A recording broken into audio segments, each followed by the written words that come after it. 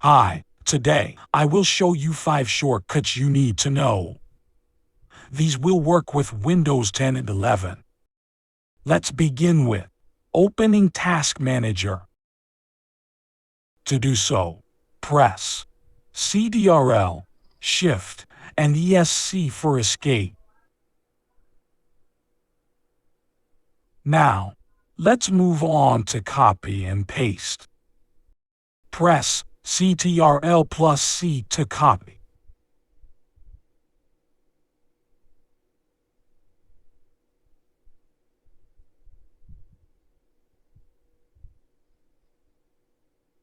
Press CTRL plus V to paste.